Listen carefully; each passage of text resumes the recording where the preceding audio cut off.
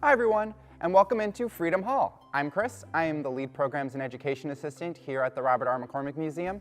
And every year, a couple times a year, we like to do story times here in Freedom Hall for families. But since you guys can't come do story time with us, we're bringing story time to you. And I figured today we would read a classic fairy tale, The Three Little Pigs of Cantigny. So sit back, relax, and enjoy the story. Once upon a time, on Cantigny Farm, there lived 3 pigs, and they were brothers. There was Hayward, Woodhouse, and Brickley. While Hayward and Woodhouse were always playing and laughing, Brickley took things very seriously. Whenever Colonel McCormick would come to visit the pigs, Hayward and Woodhouse would run around and play with the dogs and laugh. But Brickley would sit and listen to Colonel McCormick's stories. He learned a lot from Colonel McCormick, things he knew would one day save his hide. Well, the day came when the 3 pigs, Hayward, Woodhouse, and Brickley, had to leave Cantigny Farm and set off on their own. The 3 pigs sauntered off into the nearby woods in order to find a place to live. After a while, all 3 pigs found areas they liked quite a lot, and each base was within trotting distance to their brothers. Now, each pig would need to build a home for themselves. Hayward, the laziest of the 3 pigs, decided to build his house out of straw. His brother Brickley warned him, though, "Hayward, you can't possibly expect a house like that to keep you safe. What if trouble were to come your way?" It's like Colonel McCormick would always say. "Oh, hush," said Hayward. "If I built a home the way you wanted me to, I would never have time to laugh and play and relax. Besides, I only need this to protect me from the weather when I'm sleeping. I'll hardly ever be in it." "You say that now, but you'll be sorry. I really wish you would listen to me," said Brickley. Now, Woodhouse had decided to build a sturdier structure out of sticks. "Well, it's going to be just like the Colonel's original beautiful farmhouse," Woodhouse told his brother Brickley. "Woodhouse? Don't you remember why the Colonel put brick around the wood farmhouse?" Brickley exclaimed. "It was because of all those wood homes across the road that were catching fire. This isn't safe at all. You really should do what the Colonel..." But Woodhouse simply laughed and cut him off. "Oh, Brickley, you worry too much. You spent all your time listening to the Colonel and never took any time to play or enjoy the beautiful things. I'll have this beauty up in no time and I'll be lounging away." "Oh, you shouldn't cut corners like that," Brickley tried to plead with his brother, but his brother wouldn't listen. So Brickley made his way back to where he was going to build his house and started building himself a solid brick home, just like Colonel McCormick's. Before the sun had even started to fall from the sky, both Woodhouse and Hayward had finished building their homes and went to check on their brother Brickley. They found him, just as they suspected, still working on his home. Why, he probably wouldn't be finished until it was after dinner time. "Come on, Brickley," shouted Hayward. "We're going to get lunch." "Can't," said Brickley sternly. "I got to keep working on my house. I need to make sure it's done before the sun goes down. I have to keep the wolves out." Brickley's 2 brothers looked at each other and started to laugh and laugh. "There aren't wolves," howled Woodhouse. "What do you think this is, a fairy tale?" "Wolves aren't just in fairy tales," insisted Brickley. "Well, Colonel McCormick warned me about the big bad wolf that comes out here in the woods." Again, Woodhouse and Hayward started to laugh at their brother, and they laughed all the way into the woods as they went off to lunch. Brickley tried to stop them from going into the woods, but they were laughing too hard to hear him. Brickley just shook his head sadly and said, "Well, they'll be sorry for not listening to me." After a very satisfying lunch, Woodhouse and Hayward were sauntering their way back to their homes and were still laughing about their brother and his silly superstitions and worries. But all the noise they were making got the attention of a dark creature lurking behind the trees. If the 2 brothers weren't busy laughing, they might have noticed the sharp yellow eyes staring at them through the bushes. Those evil eyes belonged to the villainous creature Colonel McCormick warned Brickley about, the big bad wolf. The wolf chuckled to himself. "Perfect. A new meal has just moved into my neighborhood." The wolf looked down at his watch and smiled. "Yes, it looks like it's just about supper time, and I know just what I want." The wolf jumped out of the bushes and surprised the 2 pigs. "Oh my!" cried Woodhouse. "There really is a wolf in these woods!" exclaimed Hayward. "Yes, indeed there is," the big bad wolf said with a toothy grin. "I always love when new neighbors come into the woods. I hope I didn't frighten you. I just wanted to introduce myself." See, Hayward, Woodhouse smiled. I knew Brickley was just being silly. This wolf is so nice and kind. What a lovely neighbor he is. Who is this Brickley? Asked the wolf. He's our brother. We're triplets, said Hayward. There are 3 of you? The wolf asked as he started to drool, thinking about how his meal had just gotten even bigger. I would love to have you all for dinner to properly welcome you to the neighborhood. Oh, that would be delicious. What are we having? Asked Hayward.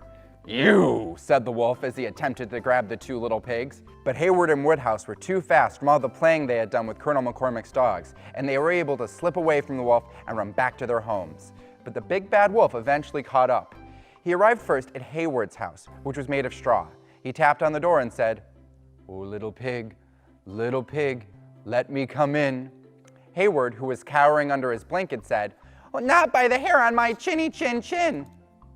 The wolf, who shouldn't have been surprised by this response, growled and said, Then I'll huff, and I'll puff, and I'll blow your house in. And the big bad wolf did just that. He took in a deep breath of air and blew every last bit of straw away, leaving nothing but a terrified Hayward and his blanket. As the wolf slowly crept up to Hayward, he started to shake. He was so mad at himself for not listening to his brother. Right before the wolf could take a bite into the pig, Hayward cried out, Oh, look, a bird! Where? Said the wolf, turning his gaze from the pig. Hayward had not seen any bird, but this trick had worked. He jumped to his feet, and in a flash he was off. The wolf, who wasn't fooled for long, was hot on his trail.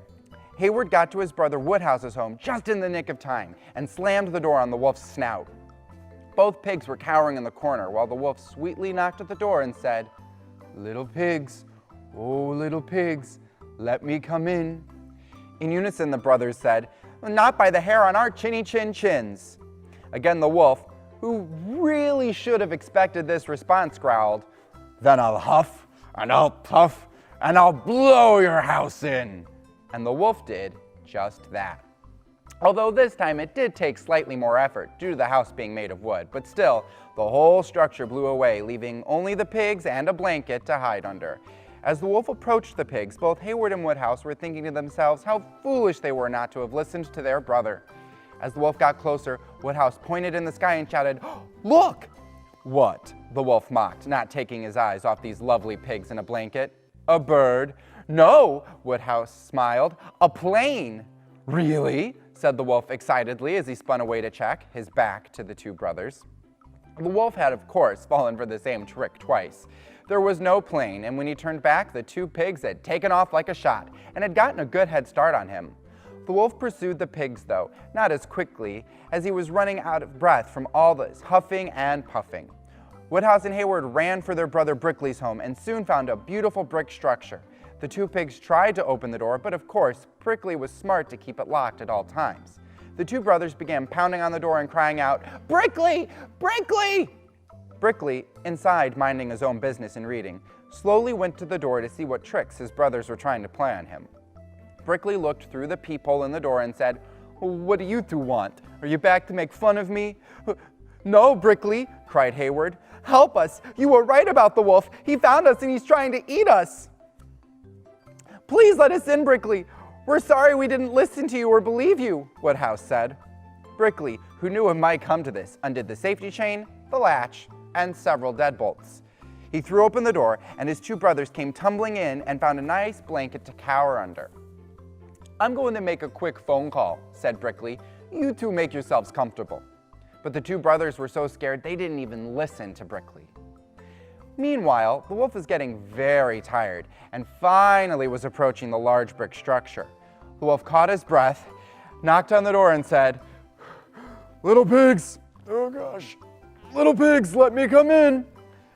Not by the hair on our chinny chin chins, came the voice of the 3 pigs. Then I'll huff, and I'll puff, and I'll blow your house in, roared the wolf.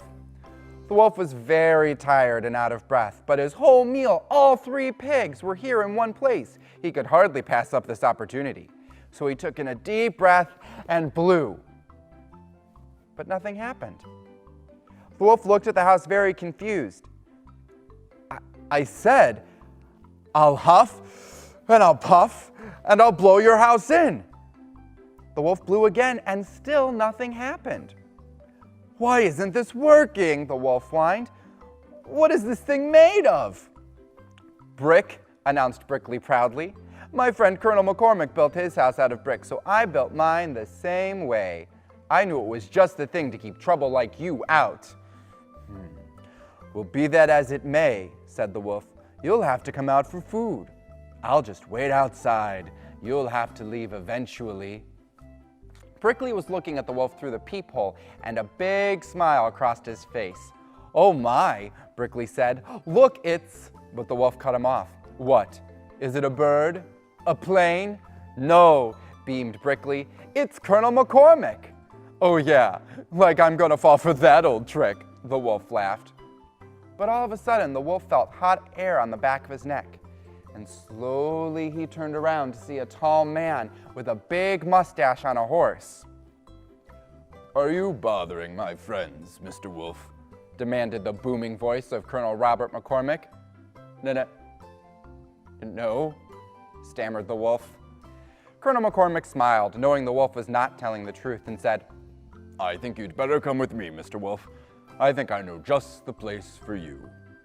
And with that, Colonel McCormick swiped up the big bad wolf and rode off into the sunset. Brickley eventually convinced his brothers to come out from under the blanket. He then had them build 2 wings on his house, one on the east side and one on the west side, so each pig could have their own section of house. The big bad wolf never came back to bother Woodhouse, Hayward, and Brickley, and the 3 little pigs lived happily ever after. The end. Thank you so much for joining me today for Storytime. I hope you enjoyed it. If you did, make sure to like this video, subscribe to the Cantigny YouTube channel, and share this video with your friends so they can enjoy a Storytime as well. And if you're interested in any future programs or events here at Cantigny, be sure to check out cantigny.org or any of Cantigny's social media.